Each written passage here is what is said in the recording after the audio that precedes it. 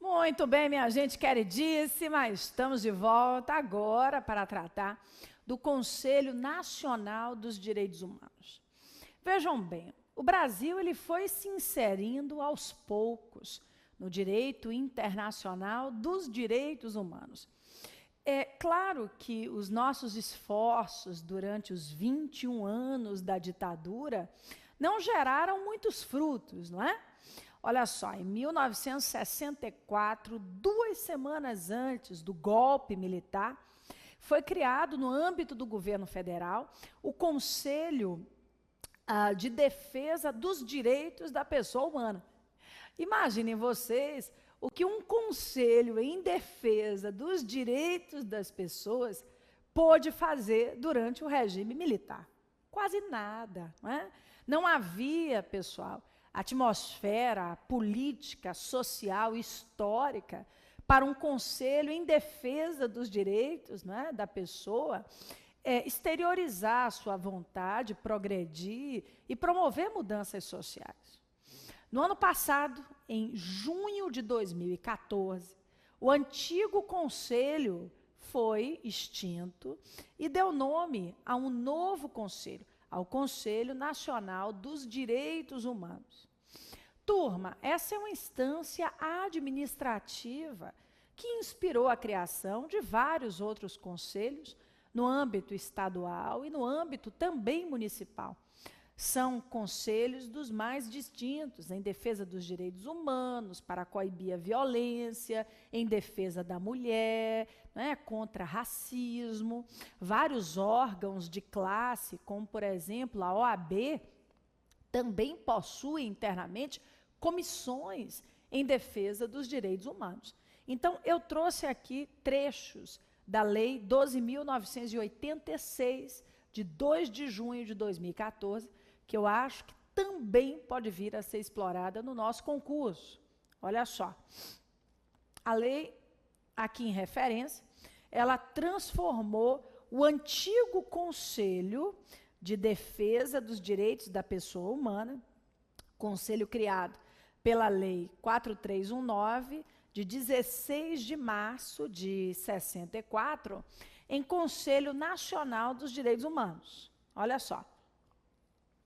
O artigo 1º diz assim: o Conselho de Defesa dos Direitos da Pessoa Humana, criado pela Lei de março de 64, passa a denominar-se Conselho Nacional dos Direitos Humanos, o CNDH, com finalidade, composição, competência, prerrogativas e estrutura organizacional definidas agora pela atual lei de 2014.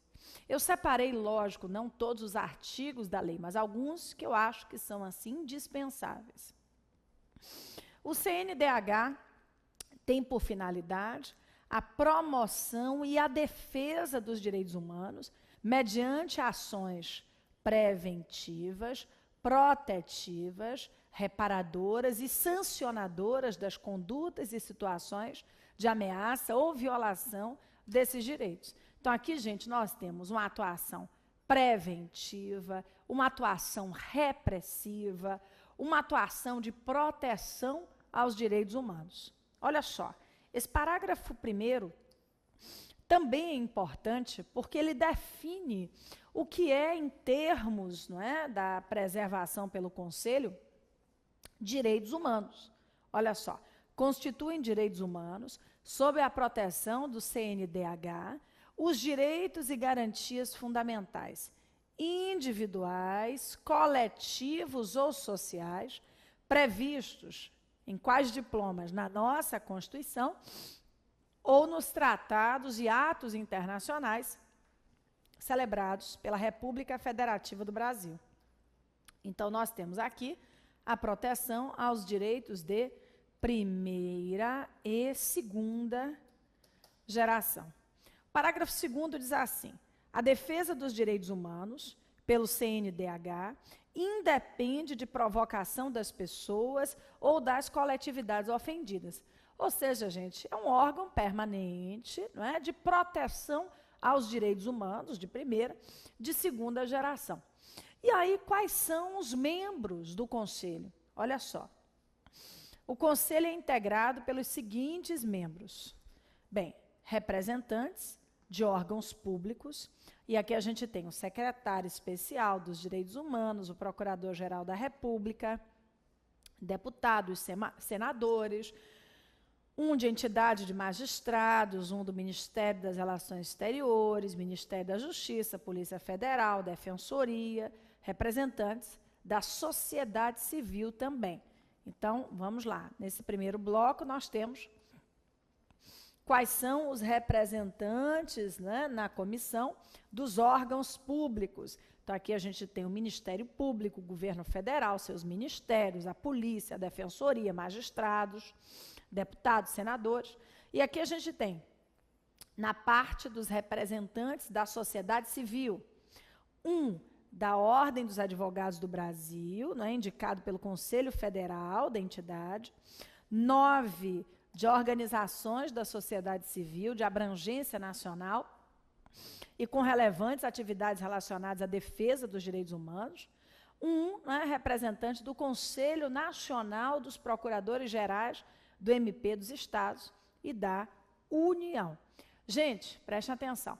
Esse, então, é um órgão administrativo composto por representantes dos órgãos públicos e também, não é, por membros da sociedade civil. Claro, não é, a sua atuação ela não é policial, ela não é judicial, é uma atuação administrativa e significativa, lógico, na defesa dos direitos humanos. Muito bem, minha turma, preste atenção. Um dos compromissos do governo federal foi com a criação da Comissão da Verdade, não é? Ou seja, o próprio histórico da atual presidente, que foi, não é, vítima do regime de exceção, torturada, etc. E, além disso, há uma necessidade de reconciliar o nosso país com esse período da história, porque durante a ditadura, a violência, o desaparecimento forçado, a violação aos direitos humanos, né, foram realmente os pilares do Estado.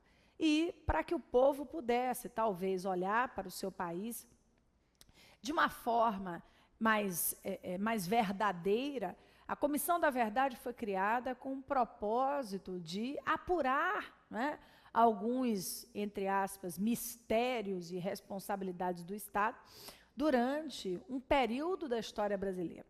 E eu acho que a Comissão da Verdade acaba sendo mais importante para a nossa prova do nosso concurso próximo. Por quê? Porque em dezembro de 2014, a comissão apresentou o seu relatório. Então, é importante lembrar, né, ela foi criada, como a gente vai ver, em 2011, e em 10 de dezembro de 2014, a Comissão da Verdade apresentou o seu relatório final para o governo federal. Então, um tema também forte para a nossa prova de humanos. Vem aqui comigo.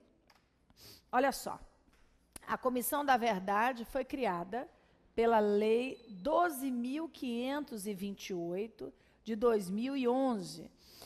E o colegiado ele foi constituído a fim de apurar as denúncias de violações de direitos humanos entre os anos, gente, de 1946 e 1988, não é, período que abrange os anos duros, não é, do regime militar. Gente, olha só. Durante os anos, né, de atuação da Comissão da Verdade, foram colhidos 1.120 depoimentos, 132 de agentes militares, produzidos 21 laudos periciais e realizadas 80 audiências públicas em 15 estados brasileiros. Olha aí. E no período, né, de funcionamento da comissão, também houve diligências em Minas Gerais, Pernambuco, Rio e São Paulo. Bem, aqui eu trago para vocês trechos da lei criadora da Comissão Nacional da Verdade e eu trago ao final um relatório simples que foi divulgado na mídia, não é, sobre o que foi constatado pela comissão. É importante lembrarmos que uma Comissão Nacional da Verdade não é uma inovação brasileira. Boa parte dos países que sofreram ditaduras recentes, chamando atenção aqui para os países latino-americanos, houve a criação de uma Comissão da Verdade. No Chile, na Argentina. É como se fossem respostas, né, da sociedade, do governo, na verdade, pelos períodos anteriores, né, em que a lógica foi da ditadura, da violação aos direitos humanos. Eu visitei recentemente o Museu, né, dos Direitos Humanos, na capital do Chile, Santiago. Fica aqui até a sugestão, né, se alguém, né, viajar e, enfim, né, tiver interesse no tema, vale a pena, é um museu muito forte. E são várias as placas informando, né, a criação das comissões nacionais da verdade em diversos países do mundo e quando apresentaram os seus relatórios. Então, essa criação, ela não é uma inovação brasileira, segue talvez uma tendência mundial, né, de que os governos precisam dar, né, respostas à sociedade por períodos tão duros, né, da história do país. Vamos lá. Então, aqui eu trago a Lei 12.528, de novembro de 2011, que criou a Comissão Nacional da Verdade. Olha só, gente, o artigo 1º da lei diz assim: é criada, no âmbito da Casa Civil da Presidência da República, a Comissão Nacional da Verdade, com a finalidade, isso aqui é importante, com a finalidade de examinar e esclarecer graves violações de direitos humanos praticadas no período fixado no artigo 8º do ADCT, do Ato das Disposições Constitucionais Transitórias. O artigo 8º do ADCT, gente, fala do período compreendido entre 18 de setembro de 1946 até a data da promulgação da Constituição, 5 de outubro de 1988, né?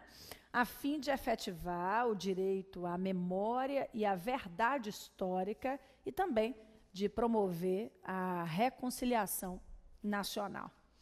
A Comissão Nacional da Verdade, composta de forma pluralista, será integrada por 7 membros, designados pelo Presidente da República, dentre brasileiros de reconhecida idoneidade e conduta ética, identificados com a defesa da democracia e da institucionalidade constitucional, bem como com respeito aos direitos humanos.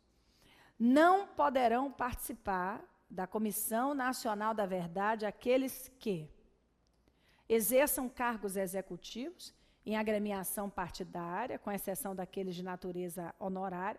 Isso aqui talvez para tirar um pouco, né, a questão do partido, né, para tirar da Comissão da Verdade algum resquício de direita, esquerda, enfim. Que não tenham condições de atuar com imparcialidade no exercício das competências da comissão, né, membros de alta patente das Forças Armadas, que participaram, né, do regime ditatorial, lógico que não podem fazer parte da composição da comissão. Que estejam no exercício de cargo em comissão ou função de confiança em quaisquer esferas do poder público. E aí, gente, os membros serão designados para mandato com duração até o término dos trabalhos da Comissão Nacional da Verdade, a qual será considerada extinta após a publicação do relatório mencionado no artigo 11. Gente, o relatório ele foi apresentado ao governo federal no dia 10 de dezembro de 2014. Né? Então, a comissão extinta. A participação na Comissão Nacional da Verdade será considerada serviço público relevante. E aí, turma, são objetivos da comissão. Olha só. Esclarecer os fatos e as circunstâncias dos casos de grave violação de direitos humanos mencionados no caput do artigo 1º. Prestem bastante atenção aqui. Alguns críticos dessa comissão da verdade dizem que ela é uma comissão da meia-verdade. Por que uma comissão da meia-verdade? Porque, inicialmente, ela foi idealizada para apurar questões associadas à atuação do governo, né, em face do povo, mas também para apurar grupos, né, grupos paraestatais, grupos que não tinham a ver com o Estado, mas que também promoveram horrores durante a ditadura. Mas depois, né, se firmou o compromisso de que a comissão só analisaria a atuação dos agentes do Estado, e não, né, dos grupos, né, formados por particulares que também promoveram violações a direitos humanos. Vamos lá.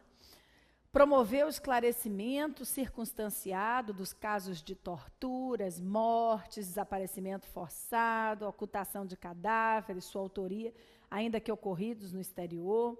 Identificar e tornar públicos as estruturas, os locais, as instituições e as circunstâncias relacionadas à prática de violência, de violações de direitos humanos, mencionadas no caput do artigo 1º, e suas eventuais ramificações nos diversos aparelhos estatais e na sociedade. Encaminhar aos órgãos toda e qualquer informação obtida que possa auxiliar na localização e identificação de corpos e restos mortais.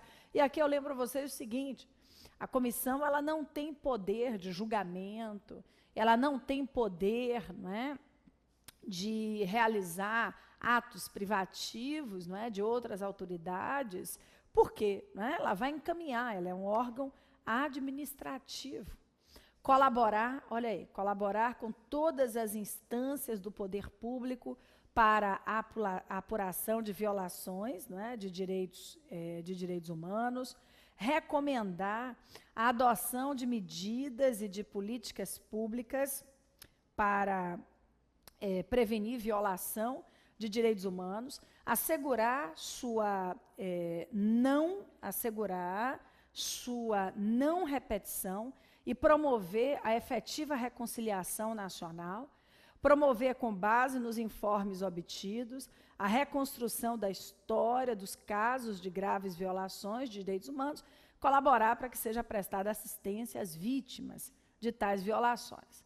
E aqui, turma, olha só, eu acho pouco provável que a banca nos cobre dados estatísticos relacionados ao relatório final.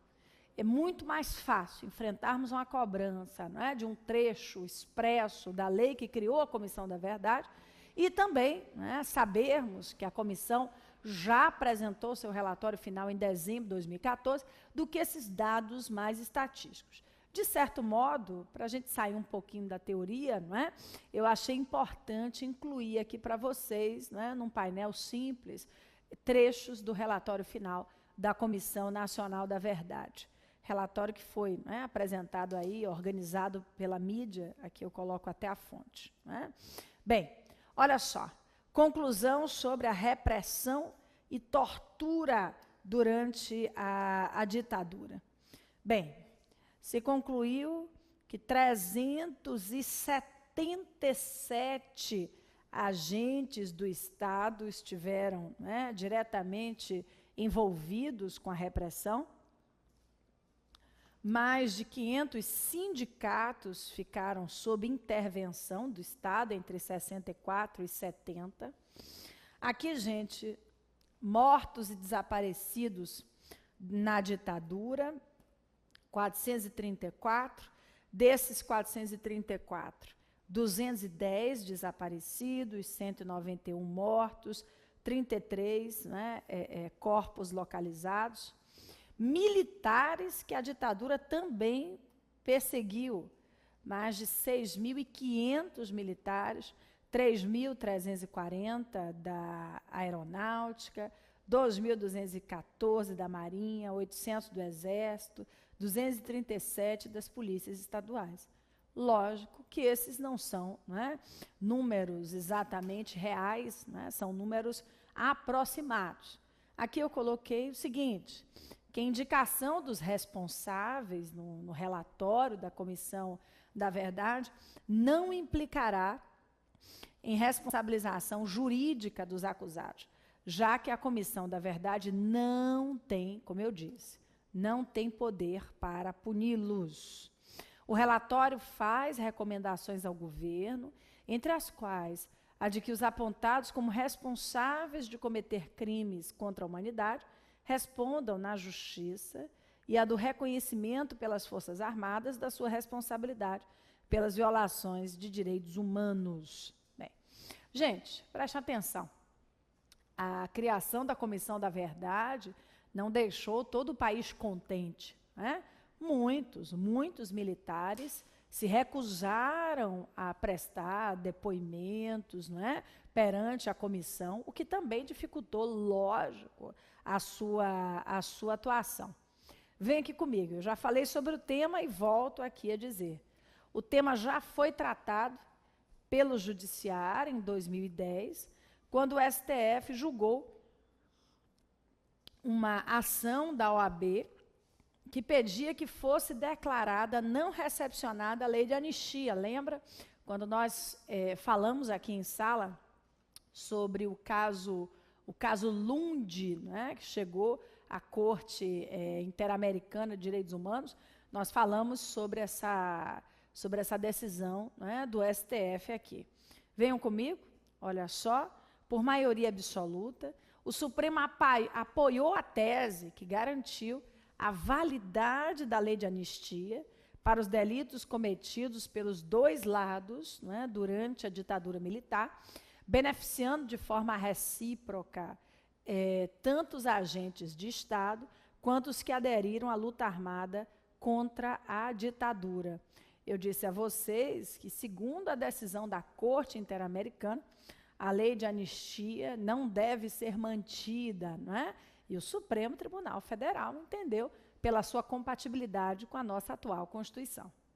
Mesmo assim, ao final, o relatório da comissão manteve, olha aí, gente, mesmo assim, ainda que o Supremo tenha considerado compatível a lei de anistia com a nossa Constituição, o relatório da comissão manteve a recomendação para que os agentes, né, da repressão sejam processados individualmente perante, né, lógico, a justiça, e que as vítimas, os seus familiares possam, né, ter acesso às reparações devidas, minha gente.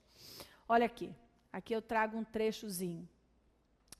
Determinação, olha aí, pelos órgãos competentes, determinação pelos órgãos competentes da responsabilidade jurídica, criminal, civil e administrativa dos agentes públicos que deram causa às graves violações de direitos humanos durante o período investigado, né, que vai de 46 a, né, como eu disse, de 46 a 88.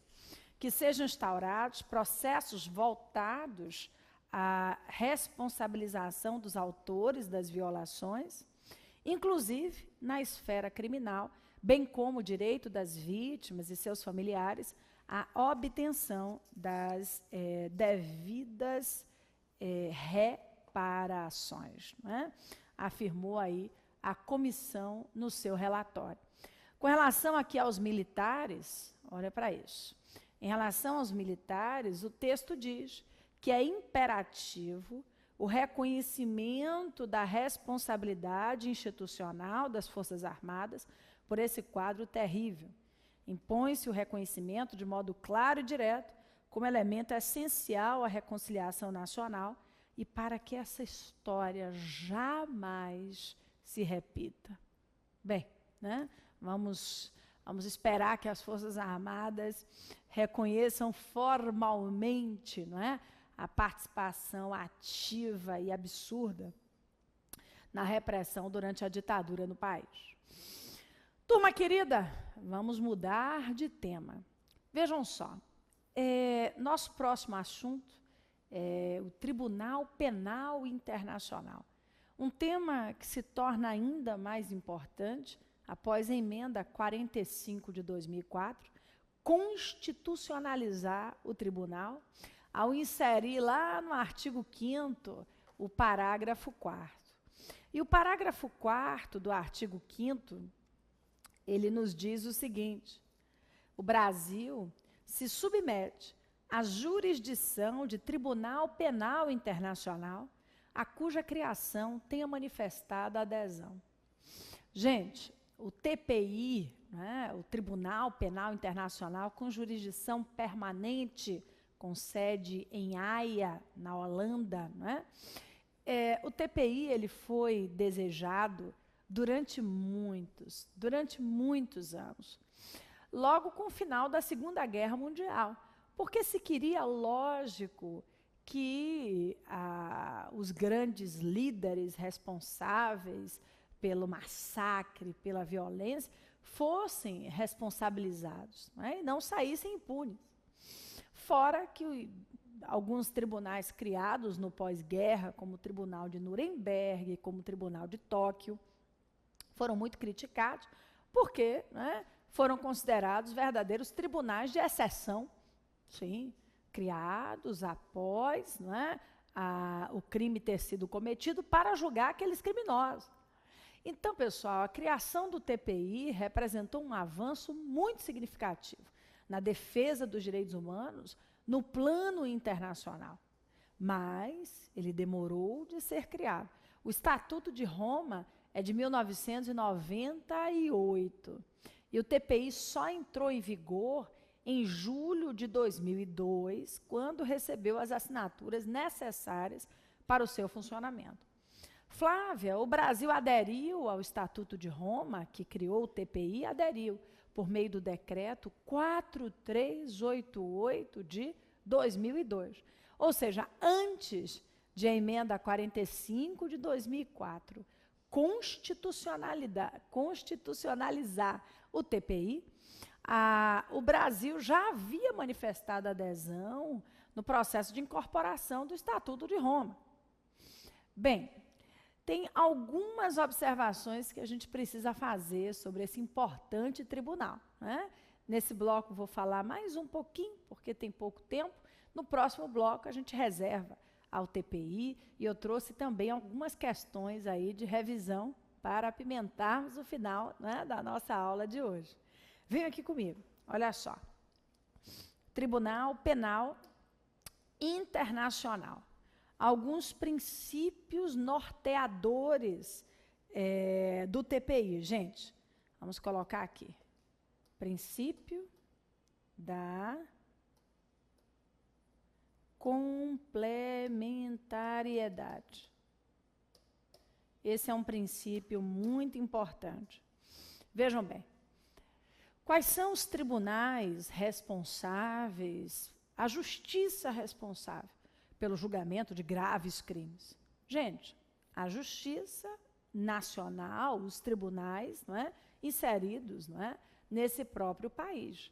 Então, a Justiça Internacional, ela não é a primeira justiça a ser provocada, ela é uma justiça complementar. Além disso, olha só, o princípio do juiz natural. Esse é um princípio também muito importante. O princípio do juiz natural. O artigo 11 do Estatuto de Roma diz assim: o Tribunal Penal Internacional só terá competência relativamente aos crimes cometidos após a entrada em vigor do presente estatuto. Então, o TPI não pode julgar, não é, crimes ocorridos após a sua entrada em vigor. E aí, turma, sobre esses crimes que podem ser levados ao tribunal, o que diz o estatuto? Isso aí nas cenas do próximo capítulo, eu já retorno.